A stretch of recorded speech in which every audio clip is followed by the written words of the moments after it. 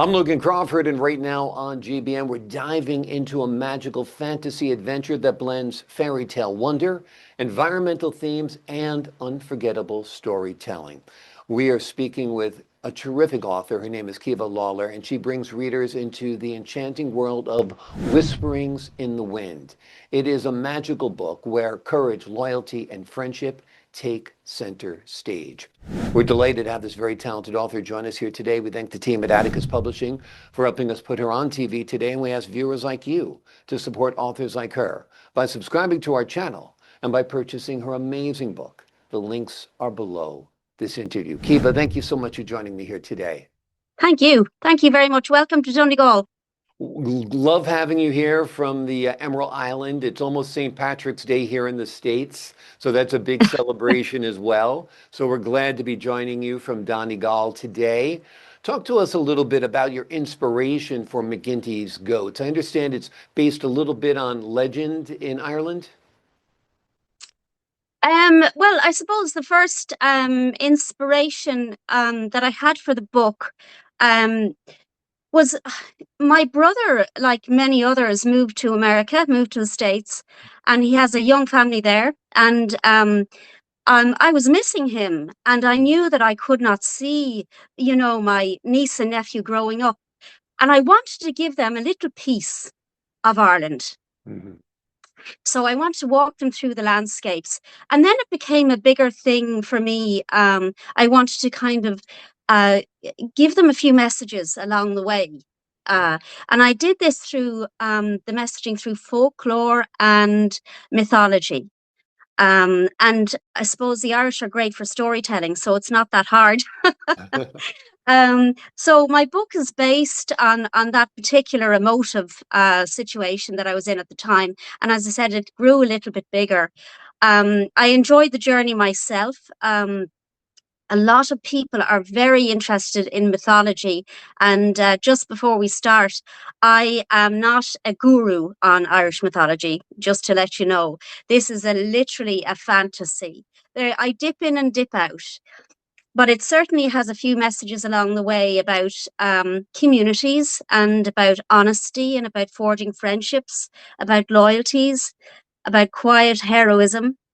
And they were the kind of messages I wanted to get across to my young niece and nephew at the time.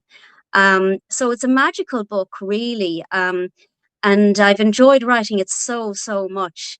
It dips in and out of some of the themes regarding Irish storytelling. I'm sure you've heard, Logan, about the Shanachie in Ireland, Mhm. which is an oral storyteller. He or she would probably go around the pubs in Ireland and tell a story or two instead of a song or two, and probably followed by a song or two, no less. Um, and that's steeped into Irish history back as far as the Iron Age, would you believe, way back in the day. Um, 1000 years BC. So, that was the only way they could tell their stories about their tribes and their gods and nature and what came before and what existed before them. And that's how they did it then. And then it was passed, the Druids kept all that information and then Mhm. passed it on to the monks, which then wrote it down. And Ireland was the only country really that wasn't taken over by the Roman Empire. So Yeah. we have a huge amount of recorded mythology here in Ireland. So I don't do it justice. I just dipped in and dipped out of it for personal reasons. And therefore we have the book. The title of the book was McGinty's Goats, and it's been changed now to Whisperings in the Wind. Mhm. Um, Due to some copyright that we had to change it. That was Mhm. just not your fault. This is the last few minutes that changed. So it's just one Okay. of those things. So it's Whisperings in the Wind now. But all the copy is the same. Okay, wonderful, wonderful. Talk to us a little bit about the story. Give us an overview, if you would. Sure. Well, McGinty is the main character. He's a leprechaun. He lives in an elm tree, a beautiful elm tree, carved out of the center, all wooden, beautiful. His great friends are the goats. Hmm. His particular friend is Nettle the goat, and she has heard through the whisperings in the wind of terrible things that are going to happen to the fairy kingdom. And the fairy kingdom were driven underground years past, when evil started rising up through grey cities, and people who wanted to acquire lots of money and power. Um, I suppose it's a much more simplistic view in it, the way I tell it during the story. But basically, McGinty finds himself, I suppose, he was unwanted hero of the story. So he goes on this journey to save the fairy kingdom with the goats and his friends, and he meets a poisonous eel, and he meets a banshee. I'm sure you've heard of those. That Those wasn't little pleasant. devils. And he has terrible dealings with an awful man called the Sleed. And he is determined to capture the fairy kingdom and to gain all its wealth just for himself. Hmm. Um, and so McGinty finds himself on a journey on foot through the Irish landscapes to find the fairy kingdom and his old friend called Dandelion, who is a fairy princess. And they find the fairy kingdom and they go into the fairy kingdom. And we meet then the fairy king, whose name is Ogrim, and he is a powerful fairy. But along the way, um, McGinty basically has been given a wood shaving from magic mushrooms to keep and to give to the fairy king. And this is the key to the story, to save the fairy kingdom, but to also save the earth as we know it, because it's being destroyed by these money grabbing, power hungry people. So the story is that this small wood shaving being carried by McGinty ends up becoming Mother Earth and saving the whole world as we know it. So as they know it, it's a small world as they know it. Yeah. But it's a cute little tale about the good things in life, Hmm. and ensuring that uh, they stay there. It's Yeah. actually quite timely, I think, at the moment. Absolutely. You got a lot of people who've got a lot of money who are exploiting the earth and they don't care about the consequences. So this is a great opportunity to teach young people and others about the environment and why we should be good stewards of it, right? That's absolutely true. And also one of the themes that going through it is that I've tried to really on purpose make the themes very ordinary. Hmm. So you'll see that there's magic in the everyday. A lot of children now, they look at fantastical stories and fantastic, I suppose, visuals wherever they go. They're bombarded by all sorts of visuals, but this is very ordinary and very magical in its ordinary, which I think makes it an extraordinary little tale. Absolutely. It's a tale that can be handed down through generations and hopefully enjoyed, not only by children but also by adults, I hope. Yeah, I think it's a great addition to not only Ireland's literature, but also to world literature. I think it's great. It has the feeling Thank you. of an instant classic without a doubt. Have you envisioned this as a film? Um, Gosh, I wouldn't be. uh, I wouldn't be that type of. I it would be great. That's you've caught me there. It would be fantastic. If somebody could pick it up, but Yeah. I haven't envisaged it. But it would be great. It has a great message and it has a great things to say about good and bad, and about what we should go forward and do, and how we should quietly teach our children things that should be taught just through hinting at things. Yes. Mostly, I think our children today are bombarded by what's right, what's wrong, and they Hmm. see things that are wrong, but they're told to not to do it. But then they see the adults doing it. So Yeah. I think it's a good way of teaching young people through literature how to behave well and how to get interested in the Yeah. small things, because the small things make the big things. Absolutely. I think it'd be a fantastic film. I think it's got great settings, great characters, great imaginative elements. So Hollywood, if you're listening, or the Irish Film Board, if you're Oh, listening. yes, absolutely. We're doing well at the moment, I think. Yeah, absolutely. I think it'd be great. I watch Irish Film Board films all the time. It's my favorite genre, if you will, although they cover a lot of Thank you. different themes, without a doubt.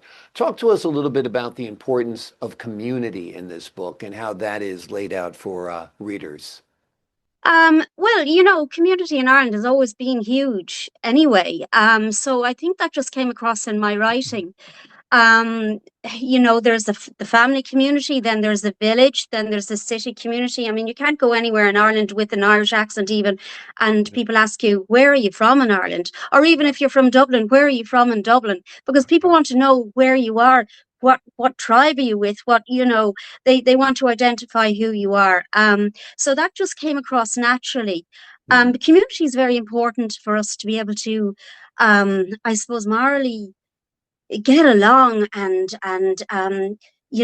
the Irish, I suppose, were always good at that, um in the sense that if we see a bad one, we'll take them aside, Mhm. and we'll say to them, listen, behave yourself, and that kind of thing. We're that type of people.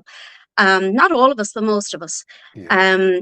So I think that is important. And also I think because uh, we're very much a rural community. Mhm. So we have to deal with the earth. We have to deal with farming, with both arable, all that type of farming, and we have to be custodians to make sure it goes on to the next generation, and to be kind to our animals and to ourselves, because I suppose kindness is the most valuable commodity that we have, really, I think. And I think kindness is in abundance when you go to Ireland. The people are so, so kind. I was in Baltimore trying to get a cab back to, or a taxi back to Cork City, and people were coming out of the pub volunteering to drive me. They're like, oh, if you can't find a taxi, we'll take you, no problem. They would too. Yeah. Amazing, Yeah, they would. amazing. Yeah. Yeah, without a doubt. You're looking to do some good with this book. You're looking to donate 5% of your sales to Focus Ireland. Tell us a little bit about that cause and that group. Yeah. Well, we're very lucky in Ireland. We kind of pulled ourselves up from the bootstraps, and we've become quite a wealthy country now, which is fantastic. But unfortunately, there's always been this poverty level that just doesn't seem to go. Mm. Now, and also there's a problem with property in Ireland. It was a property crash. It's very expensive to buy here now. We're considered very expensive to live, very expensive to buy. A lot of people are finding themselves renting, and the rent is going up. So across the classes, you would find maybe people who are renting, they could be middle class, it could be upper class, it doesn't make any difference who they are, what their job is. They could find themselves on the street very easily if they lose Yeah. their job. They could have a family, and it's very hard to get another rental. So at the moment, we have a lot of families who are don't have anywhere to go. So we've young children, and they've been brought up in hotels, Mm. and they're given the hotels by the government, a hotel room for a family, and they have to get out of that hotel room, in the morning, and they're not allowed back in until the Ugh. evening, because they have to clean the hotel room. And Yeah. it's very hard if you're going to school and you're trying to do homework, and it's very embarrassing if you're a child. Where do you live? Well, I live in a hotel. And it stunts emotional growth of children, and it's very, very hard. Yeah. So I try to do just a little bit if I can, so Well, we'll that's see what great. happens with the book, and I hope that if it does well, hopefully it'll do well, but even if it doesn't, 5% of the proceeds of the sales will go to Focus Ireland, and I hope to do more for them as well, as time goes by. But they're a fantastic charity. They were founded in the 1980s during the first recession that we had here. Hmm. They've done very well, and yeah, they're absolutely a fantastic charity to be involved with. Well, it sounds like they're doing God's work and you're doing God's work as well as doing wonderful work in the literary world. This book is Thank you. fantastic, folks. It is called Whisperings in the Wind.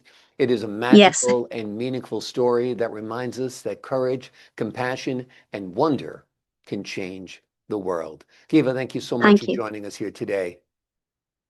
Thank you so much, Logan. Thank you.